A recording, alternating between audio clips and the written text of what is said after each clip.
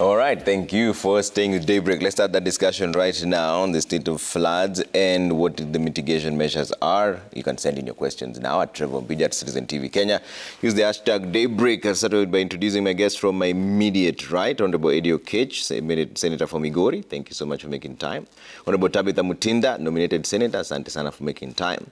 And Bramwell Simiyu, Chief Officer, Disaster Management and Coordination, Nairobi City County, and also the Chairman, Multi-Sector El Nino Mitigation Team. Thank you very much for making time. And Bramwell, I'll start with you. What is the status of Nairobi, first of all, before we get into the intervention measures?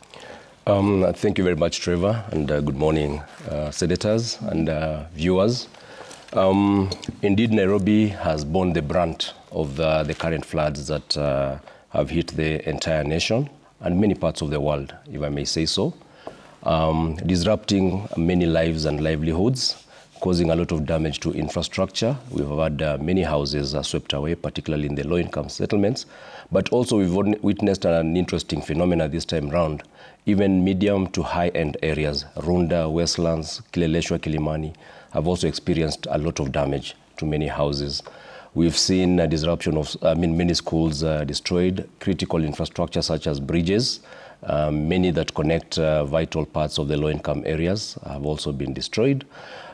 Food security is now a challenge. We've seen that in many cases, urban agriculture has been disrupted. We currently estimate that close to 16,000 households have been affected. About 60,000 residents sort of displaced. We continue to track the impact of what is going on. As we speak right now, from a disaster management perspective, we are no longer dealing with matters of mitigation. We are actively at the response stage, and therefore different stakeholders have come together to put together resources to help alleviate those that have been affected, and also to embark on the process of rehabilitating some of the critical infrastructure. So just to speak that in Nairobi, the hardest hit areas are the Mathare Basin, mostly Mathare and Ruaraka, and certainly parts of Kibra have also been affected, especially Lindi and Sarangombe. In Mathare, we have the Mathare 4 area, we have the Utalii area, we have the Babadogo area in Ruaraka. We've also witnessed widespread damage in the Kasarani area. We have Molem in Embakasi. We've also have the Mukuru belt that also has witnessed quite a bit of damage. Yeah. So just to say, Trevor, that indeed many people have been displaced and have been affected. You estimate that 16,000 households and 60,000 displaced, but many critics say your response has been slow. Well, I think just to put things into proper perspective, Trevor, you know, speaking as a chief officer in charge of disaster management and coordination in the county of Nairobi, this is not the first time we are responding to emergencies of this nature. The most frequent hazard that we face in Nairobi, mostly in the low-income settlements, is fire. And many a time, we've had close to about 450 fires in this year alone. And that tells you that we've been responding quite effectively to what I would consider to be localized incidents of emergencies. The difference this time round is the scale and extent of what you're witnessing as a county, but even as a nation. Are you saying you're not prepared? Because the warning signs were there. Well, preparation is one thing, but you know that you can never prepare enough for a disaster. We've done our best in terms of the mitigation and prevention measures, which included, first and foremost, even restructuring how the department was. We created a disaster risk reduction unit, which was focusing on matters of mitigation and prevention. So under mitigation and prevention, you're looking at things like creating public awareness, particularly to those communities that live along vulnerable areas, the riparian lands and along the river systems. So we've been working very closely with them, together with the National Government Administration, to sensitize them on the perils of flooding, and also putting in place early warning systems that would caution them to evacuate as and when dangers were imminent. But did they? Initially they didn't, but you can see that over the last 1 week, the number of actually affected fatalities have reduced, meaning that most people have actually evacuated, if nothing else, out of necessity. Secondly, we came up with contingency plans where we'd identified holding centers, mostly the social halls, churches in these areas, where those persons that would be displaced would then be accommodated on a temporary basis. So to a large extent, I must say that we did what we can. But, you know, disaster management is not just a response aspect. It's also about community resilience. How do we adapt to the dangers and the perils that we face? Because disasters will be there, floods will be there. So how do we then adapt? And adaptation is really a community response strategy. Okay. And in many ways, as a sector, we were overwhelmed by the number of incidents. When you're talking about floods hitting 7 to 8 sub-counties, with the limited resources that we have as a county government to respond, even when you draw in on the support of the military, of the Red Cross, and other humanitarian aid workers, being able to respond to, say, 8 or 9 sub-counties in a night will stretch your capacity. And unfortunately for professions such as emergency response, you never quite get to acknowledge and celebrate the successes. What comes out of the cases where we are not able to reach out to, say, Mama Nafula in Kibra, or somebody who's in Ruai. Those then tend to stand out. But I want to assure you that I have been on the forefront, and I want to just take this opportunity, Trevor, to really salute the firefighters in Nairobi, the emergency respond workers, the Green Army that has been at the forefront of working with the communities to clear garbage, clear drainage systems, the community health practitioners, the CHPs actually have been at the forefront to even help mitigate some of the secondary hazards that would have arisen, such as the waterborne diseases. Okay. So there's a lot that has been happening. It's just that we've not had an opportunity really to profile and catalog the success stories. Okay. What is standing out as just some of the incidents where we were unable to reach those that are affected. Okay. But we continue to endeavor and aspire. Mutinda, how would you rate the performance of the Nairobi City County in terms of mitigation to the floods? Thank you, Trevor, for having us this great morning. And let me start by giving my condolences to the families that have lost their beloved ones, and also the ones who are currently recuperating in the different facilities today as we begin. Trevor, I sit actually with also Senator Eddie in the Committee of Finance, and I'm the Vice Chair. And the question that you ask, narrowing it to Nairobi, is very important. And the good thing is that we have the answers that are arithmetical in terms of the figures. We allocate funds in the Finance Committee. And I can confirm to you, Trevor, that the County Assembly passed 200 million for financial year 23-24 as far as the emergency fund is concerned. It is also in the PFM Act that county governments should be able to set aside emergency funds. Nairobi receives 20 billion, that's their allocation. And 5%, according to the PFM Act, this gives you around 1 billion, less the administration cost of about 2%. Of course, you remain with about 900. And because of, at times, the delayed disbursement by National Treasury, at times this money is not there, yes, in full chunk. But in their allocations, they allocate 200 million. First of all, the problem that we have in Nairobi is also the planning. Look at the population that we have. We are talking of over 5 million Kenyans within the city, which is quite a bigger number. The surface area is not increasing, but the number of people are increasing. Rain, I mean, it's natural, but how we plan, how we are able to ensure that the emergency funds are used correctly as far as emergency is concerned, we are not seeing that very much happening. The young men who were put to be able to unclog the sewerage systems and all that, what happened, yes, what happened earlier, as we saw and we've been on the ground, is that they unclogged, they removed the waste, but they just put it adjacent, along the road. And when rains came, that waste still came back, and still we were not able to move. Now, the other issue, Trevor, last week we had a a meeting, Climate Change Committee and the Finance Committee. We had a retreat with the National Treasury in Mombasa. And it was so shocking that the county of Mombasa and the county of Nairobi have not been able to receive the FLOCA funds. And then you ask, why? Money is there. From the Finance Committee, we've appropriated and said this particular amount we've approved as a committee.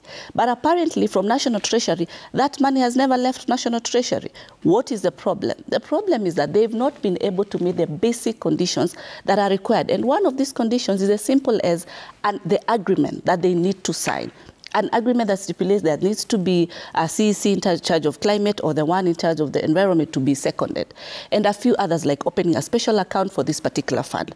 Other counties have been able to do it. But the county of Nairobi, the county of Mombasa have not been able to receive this fund simply because someone somewhere is sitting on their work, on their job. They are not able to ensure that this is executed. So if they had allowed that these funds have been able to come in, it would be much more additional. So someone is sleeping on the job as far as that is concerned. And that's the governor, is that what? Of course, the executive, you know, of course, the executive. The other sad part, and as a student, you know, who has graduated, there has been an issue of, at times, lack of jobs here and there. But as much as we have a department, it is very important to have people who have at least those qualifications at a 90–80%. But you realize in the county of Nairobi, we have an assistant director, disaster management, who has a degree in criminology and security studies. We have an assistant director of fire who has a master's in population studies. We have a principal disaster management officer who has a degree in science and communications. We have someone else who I just saw in IT, who is the principal disaster management officer, who has a degree in business information technology. If we do not put the right personnel, if we keep on awarding for the sake of awarding in terms of political rewardees, then where do we leave this country? It is always appropriate to have the people with the right experts, because then why do we have these degrees or these studies being offered in the different institutions of our country? It is to give the opportunity to the people first line who at least have the experience or have the degree or the paper that is the minimal requirement. Yeah. But you look at the people in the Department of Disaster, the qualifications do not match their job responsibility. And then definitely we would not, it brings a challenge. It brings, slow results in that matter. So in short, there should be much better policies, much better ways and fastening of the solutions that need to be put in place within the city. This is the capital city. Yeah. It needs to set the right standards. But I'm happy from the national government point, especially through the Ministry of ASAL, of the Honorable Penina, the government has been able to ensure that they have been able to set places where people have been rescued, can be able to at least secure themselves. I'm happy with the CS Machogu, who was able to extend. And we still ask him to give at least a 1 more week extension. I mean, education can delay a bit because the lives of our children really, really do matter. I was in Athi River the other day, last week, also supporting the people of Mavoko, being able to issue more food and more resources that the national government had been able to provide. We've seen the Deputy President, we've seen the First Lady coming out, because the floods do not require any politics in it, because it has affected not only Kenya, but even Tanzania, neighboring countries. They've been affected. Countries like Dubai, they've been affected. It needs a collective mind. I'm happy also the government has been able to put a multi-agency team that is going to ensure also much more mitigation on it. Let me bring in Eddie on this. Eddie, what is your assessment? Start with Nairobi first. We'll talk about the country as a whole, but Nairobi first, so that Simi, you can respond. Thank you, Trevor. And it's not a wonderful morning today because there are families that I personally have actually been able to witness sleeping on rooftops in Nairobi. I don't know that Simiu knows, but even some destitute families that have come from places like Mathare, if you go, they have moved up to places like Isili, in different phases of Isili, and they're actually sleeping on the streets in those places. Some of us who are not Nairobians have actually been able to do some compassionate extension, because, you know, we are not that known in Nairobi, so you can easily just you know, hibernate and go and assist 1 or 2 or 3. It's a very serious matter. And just, I'll join my sister Tabitha to say that I pass my deepest condolences to those who have lost their lives, as well as, you know, families that are still struggling in the form of this disaster. The truth is, this is unfortunate. In a country like ours, it's very unfortunate. And I think that the Nairobi is the prime city, or if you may, also the primate city in the region. That assessing Nairobi is very important in the sense that if Nairobi does well, we can then be able to cascade it across the country. So it's extremely critical that when we're discussing Nairobi, we're discussing what's affecting the entire country.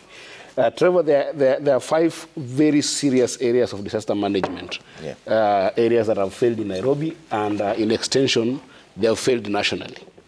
Number 1 is the idea of prevention.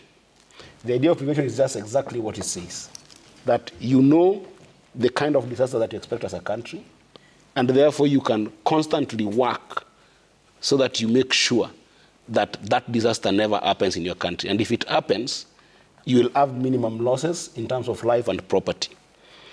That we are seeing over and over, Nairobi failing us and the country failing us. Because something like flood is not something that Senator and now Governor Sakaja is waking up to understand that this thing happens in our country every year. This is not also a phenomenon that the president of the country is waking up and realizing this year. We know very well the rain patterns that are happening in this country. We have got serious institutions that taxpayers are paying, like the Met Department in this country, that are paid on a day-to-day basis, whether there's a disaster or not, to be able to predict and to be able to inform the country of potential future disaster. And if you look at countries that have got this kind of systems, you know, including adventurous countries like Singapore, US, even in Uganda here, these things are predicted, and you can see in the US people saying that Hurricane Katrina will come. Yeah. What do we do? In Kasese, you saw the other year, 2022, I think so, in September, when floods happened, Museveni was able to predict early enough and start building houses for people, temporary houses for people in higher grounds, so that by the time it comes, it is already prevented and mitigated. But in Nairobi, fairness, our meteorological department predicted this. In fact, yes, it missed partly. And that they missed, but because and that some of that miss can be blamed on them, but some of that miss can also be blamed on just changes in the climatic conditions. Because they talked about El Nino coming. What we're seeing right now is a form of El Nino, yes, but it was dismissed by the leadership. And that's what I'm saying, that the leadership must take these scientific predictions very seriously. You just can't dismiss it entirely when it is predicted. So that is one thing that we have failed in and that we must improve on in Nairobi. Number 2 is disaster preparedness and readiness. Once you've known that this magnitude of disaster could potentially come, then you must prepare your population to be ready for it. And readiness includes things like education, includes policies and laws that should this happen.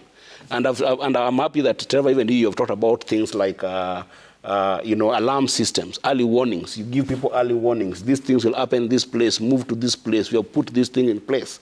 But what is the problem in terms of that disaster readiness and preparedness is that every laws that are supposed to enhance policy on disaster readiness and preparedness have always been affected by greed.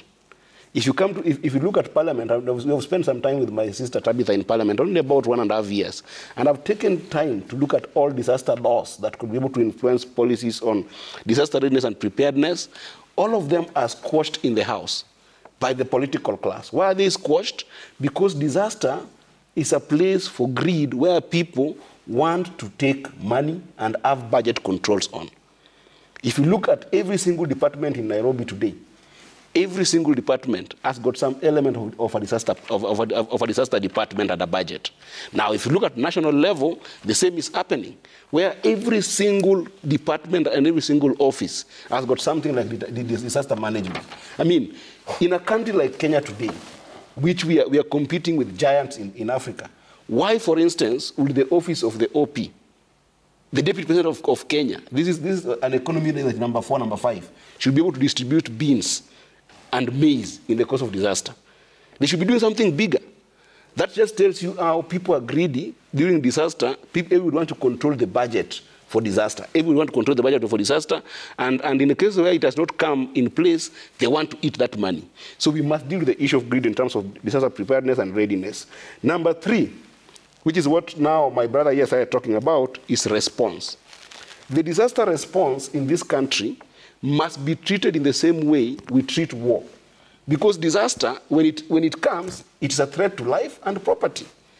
If you do not treat it in the same magnitude the way you treat war, if it comes to this country, then we will never have proper response and help Kenyans who are desperate.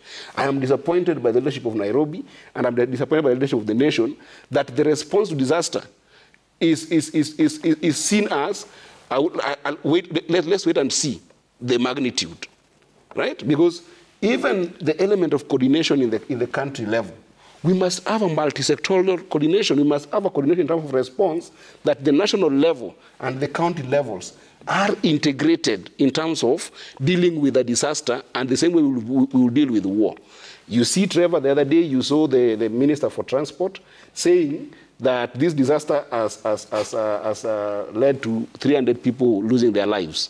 And then the next day, you hear the government spokesperson saying that we have lost 169 people. How can there be a confusion in government at times of war? And then you respond to this thing 1 week later. So the kind of response that must be given to disaster should be given in the same way we will respond to war. That is when we can be able to save lives and property. Number 4 is what is talked about mitigation. And mitigation here is basically, how can we reduce the impact of this disaster? How can we minimize the lives that can be lost? How can we minimize the property that can be lost? Now, this is where now professionalism is needed that Tabitha has talked about. And I don't want to dwell in it. The idea that people who are put in places to respond to this disaster must be people who are qualified and people who actually know how to deal with these issues. And I wish the chief officer here had the courage that you actually should approach your boss that disaster is not a place where you want to play around with just placing any kind of talent and any kind of treasure. This is something that needs to be deliberate, and those people must also be matched with the right kind of response and equipment that they need. You cannot have people who want to deal with water disaster who have never even swum in a river, right? And then they themselves put themselves in danger. We have seen cases where people are going to rescue people in Nairobi, and they are just they're watching them as flood go with them because they themselves they don't have the kind of equipment and capacity and expertise to jump into the water and help these people and be able to live. And then lastly, Trevor, as a country and as Nairobi, we must start thinking about disaster recovery process. This is the biggest bit that is even lacking in Nairobi right now, because we have overemphasized the idea of response, but there's no emphasis on recovery. For the families that have lost lives, for the families that have lost homes, for the families that have lost property, for houses that have been affected even in Runda, how has the chief officer and Nairobi thought about how do we put a more elaborate infrastructure to make sure that those families are not left to keep on sleeping in rooftops, are not left to keep on staying in the streets of Isili or in the streets of Buruburu. There has to be a proper recovery that is not a compensation strategy. You're not compensating them. You are basically helping them recover, because if you don't help them recover, then this is now where the effects of war comes to, the same way as the effect of disaster, where now you're putting families into serious poverty and having an impact into our economy. So these 5 areas, if you look at them in the landscape of Nairobi, the response has been extremely underwhelming, and that also goes to what we have seen in the country, like places like Migori. And as I finish, Trevor, you see, the reason why I'm saying that it is critical that there has to be a multi-sectoral and a coordination team that is both county and national. Some of these things, you cannot be able to predict them at a county level. For instance, if you look at what happened in Homa Bay, people woke up in a place called Sindo in the morning. It was shiny. They were going about their business the normal day and a normal way.